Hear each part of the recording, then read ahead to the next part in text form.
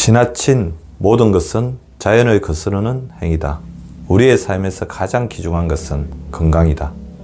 히포크라테스. 안녕하세요. 여러분의 건강주치 박미수 박사입니다. 여러분의 성원으로 저희 채널이 나날이 성장하고 있습니다. 앞으로도 꼭 필요한 정보로 여러분의 소중한 건강을 지키는 건강 파수꾼이 되기 위해 노력하겠습니다. 오늘은 롱 코비드 증후군에 대해서 알아볼까 하는데요. 여러분 모두 롱 코비드 증후군에 대해서 들어보셨죠? 하지만 롱 코비드에 대해 잘 알고 계신 분들은 의외로 많지 않은 것 같습니다. 오늘 롱 코비드 증후군에 대해서 총 정리해보는 시간을 가져볼까 하는데요. 코로나19에 걸린 이후로 계속되는 후유증으로 고통받는 분들이 의외로 많습니다. 잘 아시겠지만 이것을 롱 코비드 증후군이라고 부르죠. 세계보건기구 WHO는 확진 후 최소 2개월 이상 지속되는 증상을, 또 미국 질병통제예방센터 CDC는 코로나19 감염 시점으로부터 4주 후에 보이는 증상을 롱 코비드 증후군으로 정의하고 있는데요. 국내외 연구 결과들을 종합해보면 확진자 가운데 최소 20% 이상, 최대 80%까지 롱 코비드를 겪는 것으로 나타났습니다. 향후 효과적인 치료법이 개발되지 않는다면 롱 코비드 증후군은 새로운 장기 질환이 될 가능성이 높습니다. 저를 비롯해 많은 전문가들이 앞으로 롱 코비드 증후군이 의학계에서 중요한 도전 과제이자 풀어야 할 숙제라고 경고하고 있습니다. 조사에 따르면 롱 코비드 증후군이 무려 2년 가까이 이어지는 사례로 적지 않은 것으로 나타났습니다. 코로나19 감염으로 건강 상태가 극적으로 나빠지는 사람들도 많아지고 있는데요. 코로나19가 유행하고 꽤 긴 시간이 흘렀지만 지금도 많은 사람이 새롭게 코로나19에 감염되는데요. 우리가 많이 둔감해져서 잘 느끼지 못하는 것이지 지금도 매일 수만 명 이상 새로운 확진자가 생기고 있습니다. 항상 경각심을 갖고 코로나19에 감염되지 않도록 개인위생과 방역을 철저히 하는 것을 잊지 말아야 하겠습니다. 코로나19에 감염된 후 치료가 끝나거나 회복된 사람 중에는 전에는 없는 후유증으로 고통받는 분들이 많습니다. 또 자신이 감염된 사실도 몰랐으나 어느 순간부터 알 수 없는 증상이 나타나면서 힘들어하는 분들도 상당히 많은데요. 이제는 잘 아시겠지만 일단 코로나19에 감염되면 다양한 증상을 겪게 됩니다.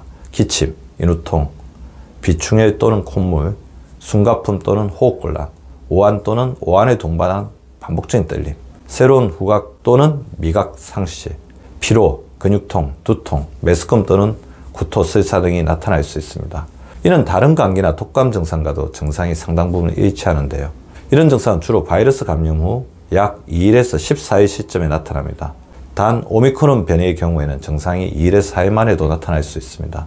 사실 코로나19에 감염된 사람 대부분은 기침이나 발열 등 가벼운 감기 같은 증상을 겪거나 PCR 검사를 받고 나서야 본인이 감염되었다는 사실을 알 정도로 무증상에 걸치는 경우가 많기도 한데요.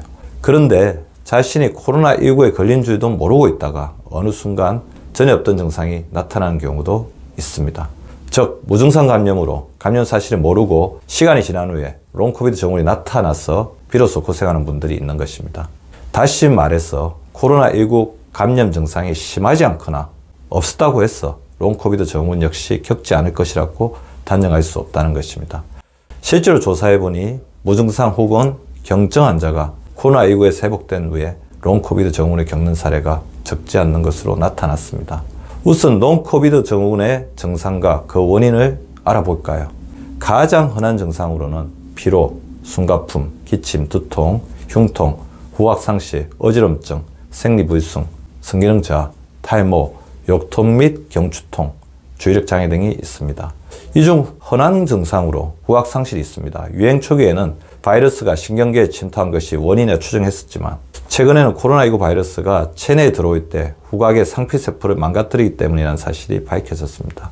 감염 과정에서 염증이 과도하게 발생하면서 후각 신경세포를 손상하기 때문에 장기간 후각상실이 이어지는 것입니다. 또 한 가지 심한 폐렴 역시 자주 나타나는 후유증 가운데 하나인데요. 이는 호흡기로 들어온 코로나19 바이러스가 폐 안쪽으로 퍼지면서 과도한 혈전증을 일으키고 폐포와 모세혈관 장벽, 폐포 상피세포, 내피세포, 호흡기 상피세포 등을 손상시키기 때문에 나타나게 됩니다. 또 이는 폐섬유증 같은 치명적인 증상으로 이어져 폐가 두껍고 뻣뻣해지면서 기체교환을 방해, 호흡부전을 일으킬 수도 있으니 각별히 주의해야 합니다. 또 한 가지 머리가 갑자기 멍해지는 브레인 포그 증상이 나타날 수도 있습니다. 브레인 포그란 마치 뇌에 안개가 낀 것처럼 기억력과 집중력 등의 문제가 발생하는 현상을 말하죠. 영국 케임브리지대 연구에 따르면 롱코비드 환자 10명 중 7명이 집중력과 기억력 문제를 일으키는 브레인 포그 증상을 겪는 것으로 나타났습니다. 또 다른 연구에서는 브레인 포그 증상이 뇌혈관 장벽의 손상 때문이라는 사실도 밝혀졌습니다.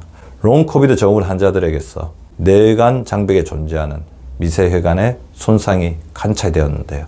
이는 코로나19 감염 과정에서 체내에서 만드는 항체가 뇌혈관을 공격해 염증을 일으킨 것으로 밝혀졌습니다. 앞서 말한 롱코비드 증상들은 모두 처음에는 코로나19 바이러스가 직접 우리 몸을 손상시키지만 나중에는 코로나19 바이러스에 의해 자극받은 우리 몸의免疫 시스템이 과도한 면역 반응을 일으키면서 자기 신체를 공격하기 때문에 심한 장기 손상을 가져온다는 공통점이 있습니다. 다시 말해 코로나19 바이러스가 우리 면역계가 건강한 세포를 공격해 조직의 손상을 일으키는 일종의 자가 면역 질환을 유발하게 되는 것입니다. 그런 까닭에 롱코비드 환자들에게서는 향후 자가 면역 질환과 비슷한 면역 반응이 나타날 가능성이 상당히 높습니다. 만약 코로나19 바이러스 감염 이후 자가 항체 혈청 검사에서 양성 반응이 나타났다면 전신홍반, 루푸스, 류마티적 관절염과 같은 자가 면역 질환이 생길 위험이 높아지므로 각별히 주의해야 합니다.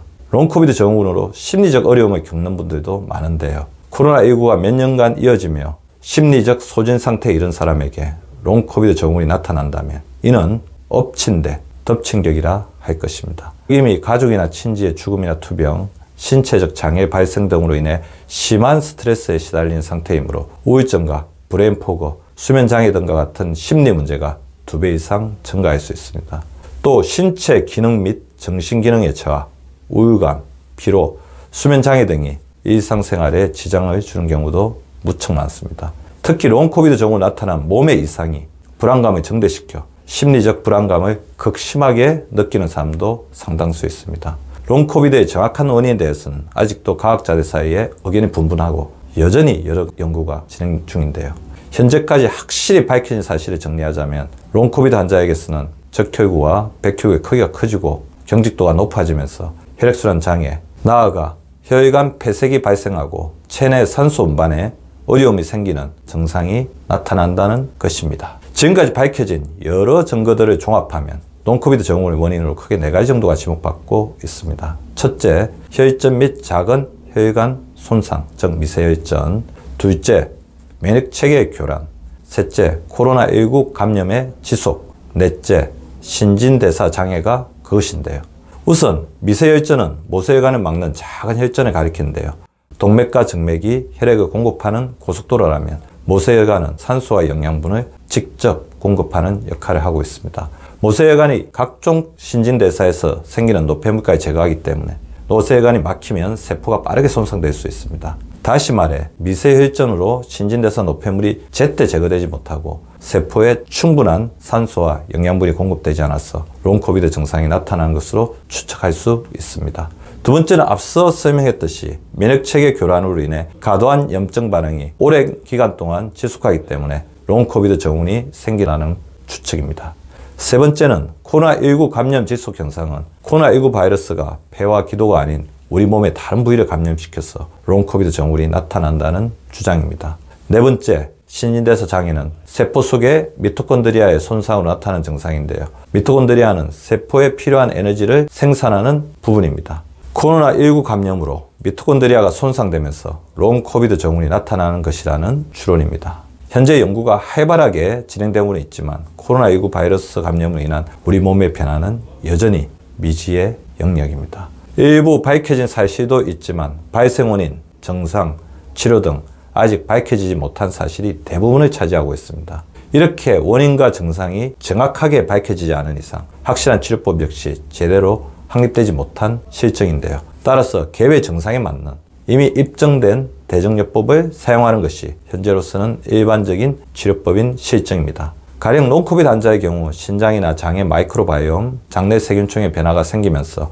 유익균과 유해균의 비율이 변하고 그로 인해 설사, 복통 같은 각종 관련 증상이 나타날 수 있는데요. 이런 경우 설사나 복통을 해결하는 약물요법과 함께 장내 세균총을 다시 회복할 수 있는 유산균 복용이나 식이요법 등을 통해 치료할 수 있겠죠. 롱코비드 증후군의 치료를 위해서는 적극적인 증상 조절에 의한 약물 치료와 운동, 음성 및 언어 치료, 인지 치료, 영양 상태 개선, 수면 및 스트레스 조절 등과 같은 다각적인 노력이 필요합니다.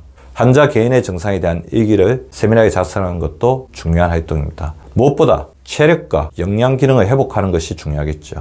무리하지 않는 선에서 운동을 시작해서 근력을 키우고 고른 영양 섭취를 통해 체력을 회복하는 것이 무엇보다 중요할 것입니다. 운동과 관련해 꼭 당부드리고 싶은 점은 회복을 위해 지나친 운동을 하지 않도록 주의해야 한다는 사실입니다. 많은 분들이 롱코비드 증후군 회복을 위해 운동을 합니다. 문제는 빨리 회복하고픈 욕심에 과한 운동을 하는 분들도 적지 않다는 점입니다. 실제로 저희 병원에도 롱코비드 증후군 회복을 위해 무리한 운동을 했다가 오히려 증상을 키워오는 분들이 종종 내원하고 계십니다. 무리한 운동은 오히려 롱코비드 증후군을 악화시키거나 회복에 늦춘 또 다른 원인이 될 수 있습니다.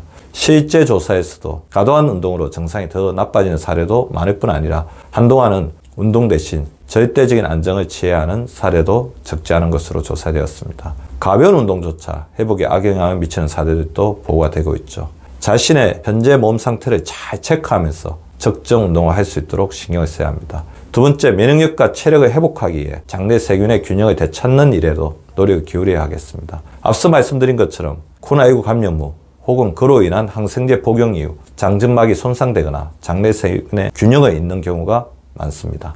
다시 장점막을 복구하고 장내 세균의 균형을 되찾는 체계적인 관리가 이루어져야 합니다. 저희 채널에서 계속 소개해드리는 OR 전략이 여기에 가장 적절한 처방일 것입니다. OR 전략에 관해서는 저희 채널의 지난 영상을 참고해 보시기 바랍니다. 롱코비드 증후군의 주요 증상 가운데 하나인 브레인 포그를 해결하기 위한 노력도 중요할 것입니다. 많은 경우 이는 뇌에 제대로 영양 공급이 되지 않아서 생기는 증상이므로 다시 뇌로 영양이 잘 공급될 수 있도록 뇌 기능을 개선한 약물요법과 뇌 건강에 중요한 각종 영양소를 잘 섭취하는 것도 필요하겠죠. 코로나19 감염 때문에 갑자기 각종 약물의 복용이 늘어날 수 있습니다. 이는 필연적으로 간 기능의 저하를 초래하는데요. 따라서 떨어진 간 기능을 회복하는 약물 치료, 식이요법에도 신경을 써야 하겠습니다. 또 심리적 후유증을 해결하는 것도 중요하겠습니다. 앞서 소개한 코로나19 감염 이후 흔히 나타나는 우울감이나 불안, 해소되지 않는 스트레스가 건강 회복을 막는 다른 원인이 될 수 있습니다. 따라서 자신감을 회복하고 우울이나 불안을 떨쳐낼 수 있는 다양한 심리 건강 정진 방법들도 적극적으로 실천할 필요가 있겠습니다. 또 코로나19 감염 후에는 심폐기능의 손상이나 기능저하가 나타날 수 있으므로 심폐재활 운동을 시행하는 것이 좋습니다. 매일 꾸준하게 가벼운 유산소 운동을 실천하는 것이 중요합니다. 또 신선한 공기를 쐴 수 있는 녹지 환경을 찾아서 호흡기와 폐를 정화하고 심폐 능력을 회복하는 심폐 운동에 도전해 보시기 바랍니다. 그 밖에도 추천할 활동이 있다면 햇볕을 쬐는 시간을 늘려보는 것입니다. 코로나19 기간 동안 햇볕을 충분히 쬐지 못했던 것이 롱코비드 증후군이 생기거나 길어지게 만드는 한 가지 원인일 수 있습니다. 따라서 깨끗한 공기가 있는 야외에서나 햇빛이 내리쬐는 베란다에서 충분히 햇볕을 쬐는 시간을 가져보시기 바랍니다. 아직 체계적인 연구가 진행된 바는 없으나 충분히 햇빛 쬐기가 롱코비드 증후군 회복에 상당한 효과를 준다는 보고가 이어지고 있습니다. 영양관리를 힘쓰는 것도 중요하겠죠. 적정 칼로리를 섭취하되 양질의 식사가 되도록 신경을 써야 합니다. 비타민이나 미네랄이 풍부한 채소나 소화가 잘 되는 육류, 두부 등 같은 단백질이 풍부한 식품을 섭취하고 레몬차나 유자차 같이 비타민C가 풍부한 차를 마시는 것이 바람직합니다. 음식으로 이 모든 영양소를 보충하기 어려울 때는 건강기능식품의 도움을 받아 먹는 것도 방법입니다. 롱코비드 증후군의 치료가 결코 쉽지는 않지만 그렇다고 회복이 불가능한 증상은 아닙니다. 대개의 경우 이렇게 증상에 맞는 약물 처방과 체계적인 영양요법, 운동을 꾸준히 실천했을 때 대략 3개월 정도가 지나면서 서서히 호전되는 것을 확인할 수 있습니다. 자신에게 롱코비드 증후군이 있다고 의심되면 혼자서 고민하고 해결할 것이 아니라 먼저 병원을 찾아 의사와 충분히 상의하고 체계적인 검사부터 받아보는 것도 중요합니다. 오늘은 롱코비드 증후군에 관해서 그 원인과 해결책에 대해서 알아보았습니다. 코로나19는 지금까지 인류가 한 번도 경험하지 못한 질병입니다. 당연히 롱코비드 증후군 역시 인류가 처음 겪는 증상이겠죠.